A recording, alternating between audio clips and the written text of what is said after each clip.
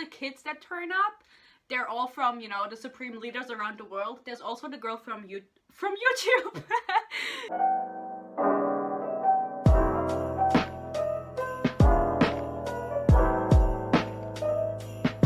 Hello everyone, my name is Sophie and welcome to my new video. Today I will be talking about this masterpiece of a book, which is Restore Me by Tahereh Mafi. Whoever allowed this woman to continue the Shatter Me series doesn't deserve a job. Like, I'm really like, I mean, obviously it's not the person's fault that allowed this to happen. They were like, oh my god, your book was so successful, your series was so successful, let's continue it if you're down. And she was like, fuck yes. So basically it's her fault. A little backstory before I yell. I remember reading Shatter Me as one of the first ever book series that I read when I was getting into reading when I was like 14. I loved it. I read it in German. It's really fucking ugly in German. I'm sorry, but who allowed that to happen? Love Wona with like my whole heart. He's kind of problematic, but I really, really loved him. He was like my first book crush, my first real book crush. His quote, and I read it out to you because it's on my wall. It says, "People can think whatever they like. I don't desire their validation." That has been on my wall for 6 years. Because or 5, I don't know, how old am I? I always just loved Warner so much because I was like, yes, he's like so unforgiving and so cold and so witty in what he says. Like, I fuck with that. And he was all those things in the original trilogy, but he wasn't that Wona in this book. Who the fuck was this person? I'm glad I only spent €4 on this book, because honestly, I should have spent 0. I didn't even want to read it, but I joined book Twitter, and everyone on there always talks about Shatter Me and Wona, and I was like, okay, you know what? I'll give it a shot, because I loved it so much back in the day. Maybe it's not as bad as I think it is. It was worse! It was worse! So I picked it up, right? And this came out a few years ago, and when it was announced, I was kind of excited, but then I just made the decision for myself to not read it. Nothing happens in this book. Nothing happens! I finished it this morning, and so I was thinking about how it made me feel, because it didn't feel like an actual novel in a series. And I realized it made me feel like I was reading a filler book. Like, it has no point, it was just there to fill up time until the story started to happen. That's exactly what it is. This is like a filler episode of Naruto. It doesn't fucking matter. Notes aren't even a page long, because there's nothing that happens in this book. They're like, what is this book? This is 450 pages and there's like no action, no fighting scene. It's just everyone being depressed and whiny about their situation. It starts off, my first point is Wona and Juliette are depressed. Period. That's all they are. They took over the re-establishment, which I continuously read as re-establishment, so I might mess up when I say it. They took over 17 days ago, so it's still fresh. Juliette has become the Supreme Commander of North America, the President of North America, and she is absolutely unfit for this position. Why is no one else doing it? Wona is like, oh, I'm not doing it because it's too much work. I didn't want to work, so I'm having the love of my life doing it, that I love so much. Whatever, fuck her. This Castle guy, listen, I don't care about the side characters, but I'll get to them. I didn't remember them that much, but Castle apparently knows so much, and he was leading the revolution, so why isn't he the Supreme Commander? Why is it Juliette? No one takes the time to explain anything to her. So this dude comes over. I think his name is Hyder. I don't know how to pronounce it. He's the son of the president of Asia.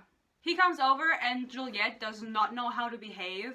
She meets with him and Kenji is with her and they talk to him and he's like, I don't even remember the conversation. I just wrote down, Juliette does not know how to behave. Period. She doesn't know how to fucking talk to people. She's like so not charming. She's not convincing at all in her role. She doesn't even consider trying to learn about not political correctness, I mean political behavior, how you communicate with people, how you charm them. She doesn't fucking try. She's just like, hey, I'm meeting you unprepared, because why not? have dinner with this dude, right? And his sister comes over, who's also there, because all the children are meeting up, I guess. And her name is Nazir, and she's Muslim. This girl is Muslim. She's wearing a headscarf. She's wearing a hijab. And in this world, religion and individuality is not a thing. They obliterated all religion. You're not allowed to wear a hijab. And so Kenji is like, you're wearing a hijab. I'm sorry, I'm not sure what the name for it is, because I wasn't taught the name. Why are you wearing that? Like, you're the daughter of a president who's strictly against that. Why are you wearing it? Like, genuinely curious. He was not being rude at all. Nazira is so fucking pressed about this. She's like, what do you mean? Like, you men, you are always concerned about what women are wearing. And I'm like, girl, he was just curious because it's not allowed. Why are you so pressed? I liked her character. I mean, I don't like any of the characters in the book. I'm sorry, like all of them are shit. Warner is shit, Juliette, all of them. Kenji, he's the one that least things wrong, but you know. Nazira, I don't know why she was suppressed about it. It was really forced, in my opinion, that she just like, she's like this rebel girl, and then she's asked about her hijab, and she's like, fuck you.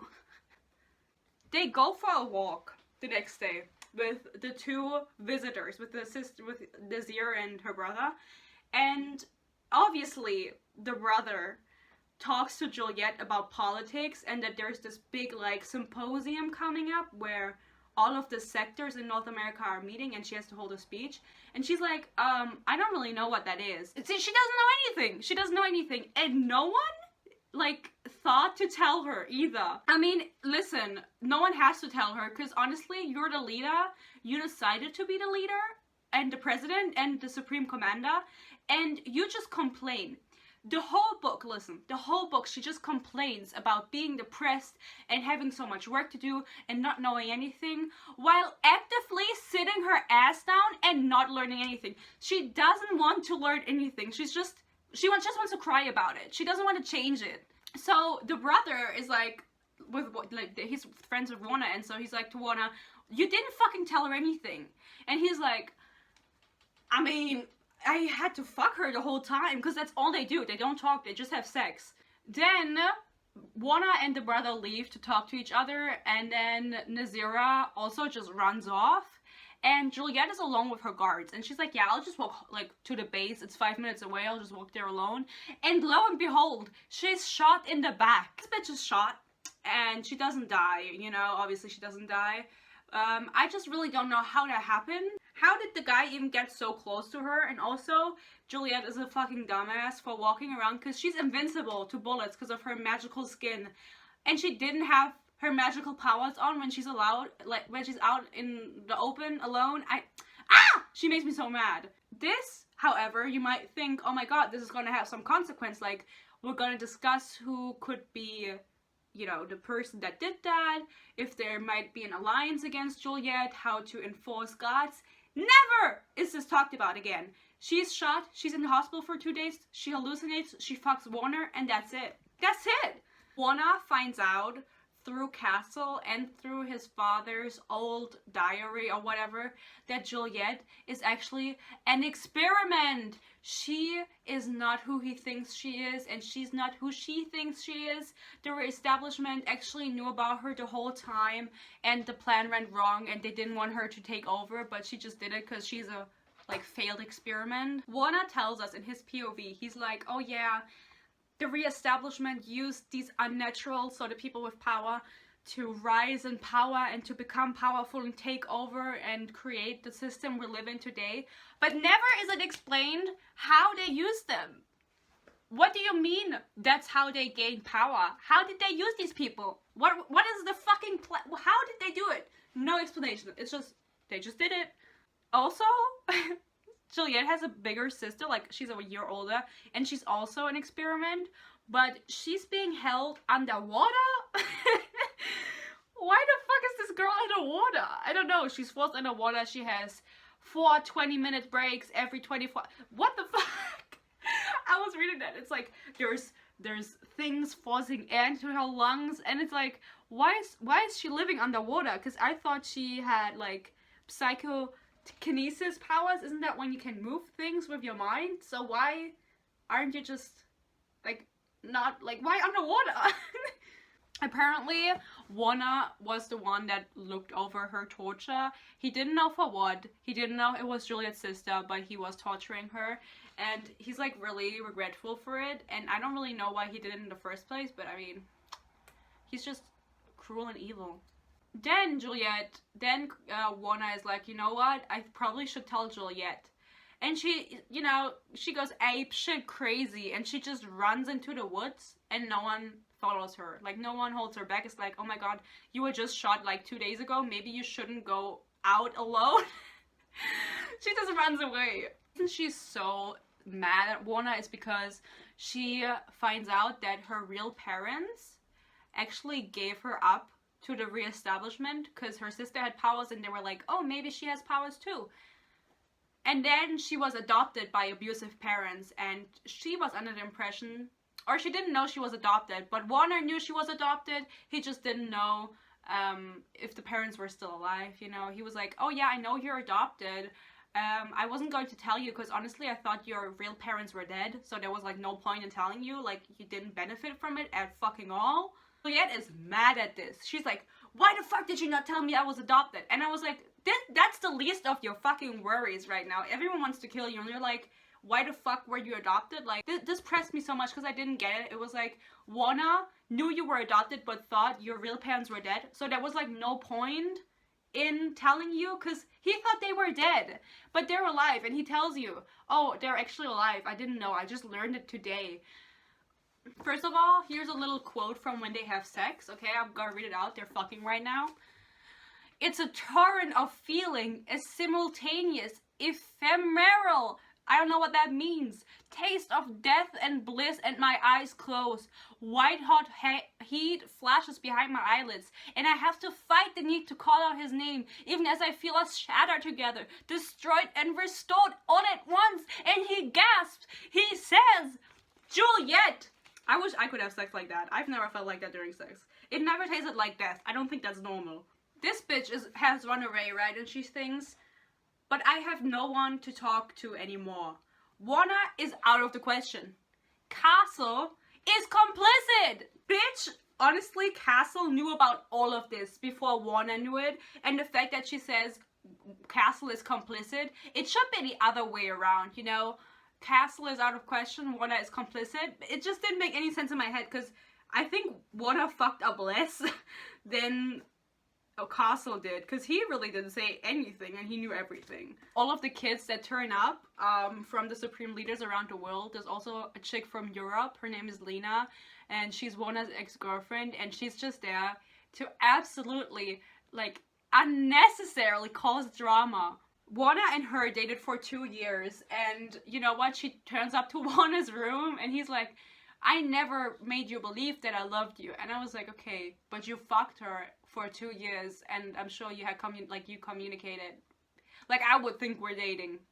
She literally attacks Warner. She goes to his room, he opens the door and she just starts choking him. That was just like so unnecessarily insane, this girl. I don't understand why Tahara Mafi felt like that is what the story needed. Unnecessary ex-girlfriend drama. Juliette didn't know about this ex-girlfriend. Nazira actually comes up to her when she's in the middle of the woods because she ran away. Nazira is able to fly. She has her own superpowers and she says to Juliette, I've never told anyone about them. I thought Warner was able to sense powers. Maybe that's just me. Maybe I'm remembering things wrong, but I thought he was. So how come he doesn't know about Nazira's powers? Whatever. Plot hole. Here is a little excerpt of when Juliette is told by Nazira that he dated Lena for 2 years.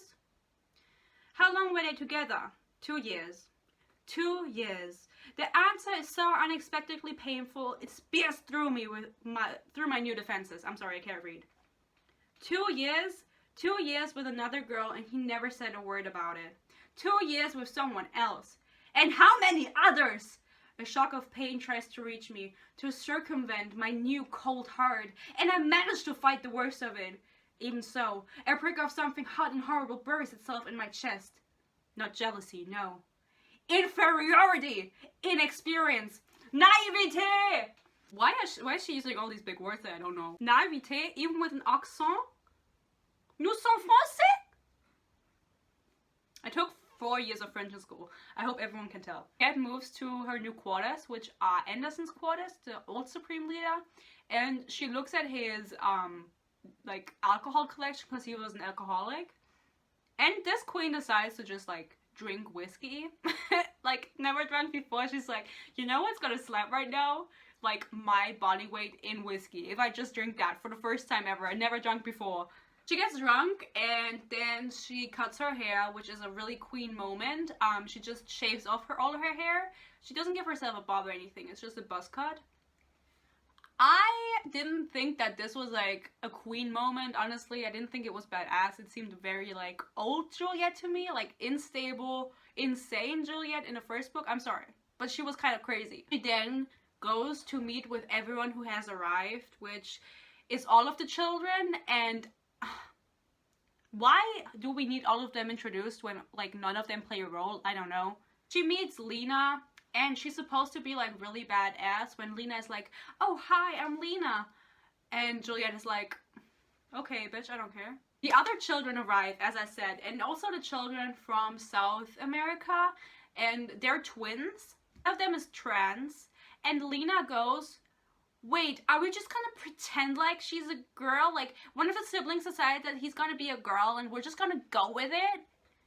I have never experienced more forced transphobia than in Lena. Why did she say that? Why did she feel the need to just...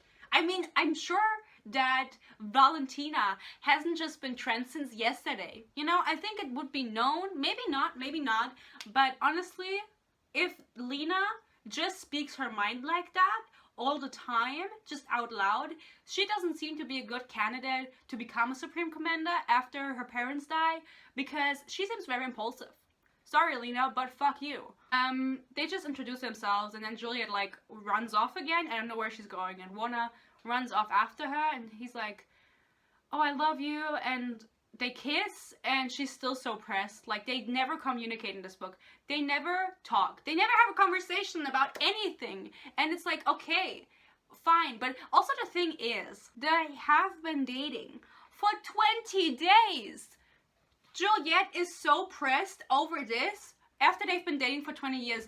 Oh, for 20 years. I would be pressed too then. Juliette is so pressed over this after they've been dating for 20 days. And she's like, how much more do I have to learn about you? You don't tell me anything about your past. I didn't even know you spoke 7 languages. I don't know, like, I'm so overwhelmed. Girl, you threw over the old order.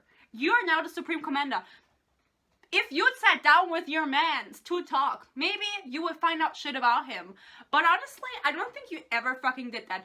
Also, it's been 20 fucking days. Give him some time, Jesus. She finds out through Nazira that the reestablishment is planning on just killing everyone in Sector 45, which is the sector she lives in. And honestly, I don't know why. I don't know why they want to do that. They're like, yeah, they're all so evil and they want to kill everyone, even the innocent. Not just you, Juliette. They want to kill everyone. But I just feel like, why? Like, why? Why are they not trying to have an alliance with Juliette? You know? She could just live in peace in North America and not concern herself with the others. She could go to war. But they're like, no, we're gonna kill everyone in the sector because...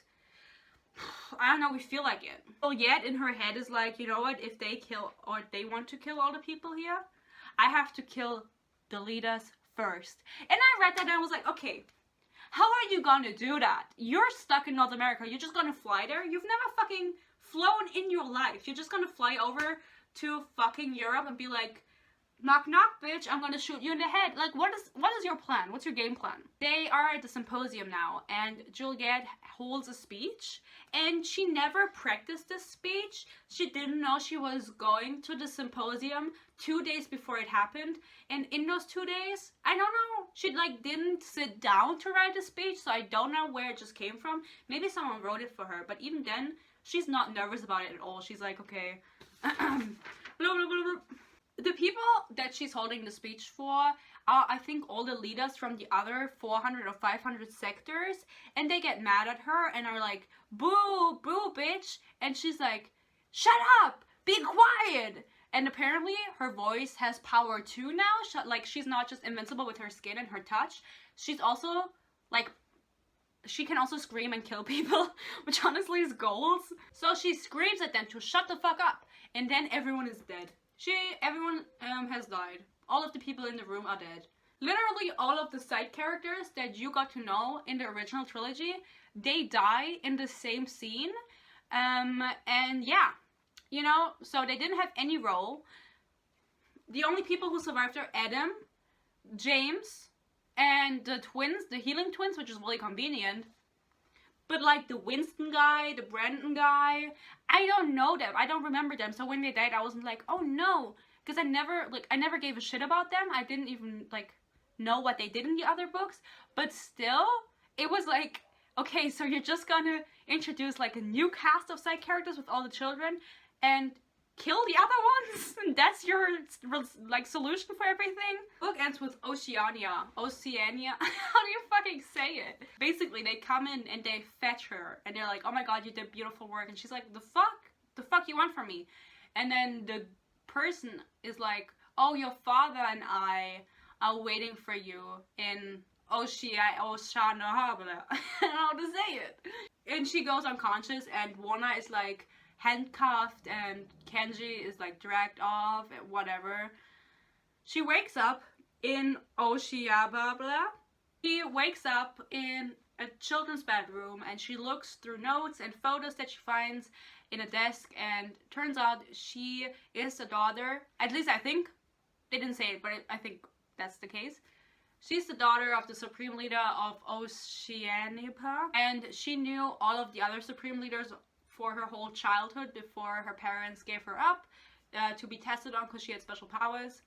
She knew Nozira, she knew Warner, and her name used to be Ella. Now, I knew this because I spoiled myself because I didn't think I was going to read this series. I don't know how it ends altogether, but like, I knew that she was Ella and that she knew Warner as a child. I just didn't know how all of that happened. All the side characters that were introduced had no point in being there besides maybe Nozira. Everyone else was just introduced for the heck of it, to build up for the next book. But I don't know why you couldn't just introduce them in the second book. In the other children from South America and Africa, you could have just introduced them in the second book because they have no point. Besides the fact that Lena is not homophobic, probably too, but also transphobic. That's like something we had to establish in this book, so we hate her. I don't know why. Like, couldn't you do it in the second book when these characters actually did anything? Because they're just there and introducing themselves. Literally, this book I wrote down is such a waste of paper for the story itself, but also for the fact that this is like the title page for when the POV changes between Warner and Juliette. And I hate that.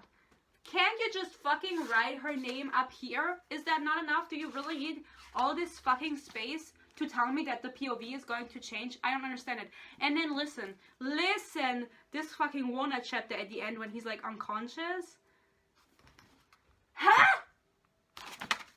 Because you needed to put a Warner chapter because you were constantly changing between the two. You couldn't skip him, you couldn't leave him out, so she put dots. She put 2 pages of dots. Oh my god, the poor fucking tree. We hate the fucking climate, I guess. There are some quotes in here, like, I didn't talk about the metaphors because, like, a lot of them I just skipped over. I was like, get to the point, like, I don't care. But some things in here, they're just described so weirdly. Juliette ran away and she's about to vomit, and she just says, vomit inches up my esophagus? What the fuck is an esophagus? I mean, I guess I can imagine what it is, but like, me as a non-native speaker, I'm reading that and I'm like, just say that she's about to vomit. Just say, I feel like I'm going to vomit. Why do you have to say, vomit is inching up my esophagus? I don't get it. This book, 1 star. 1 star for this book.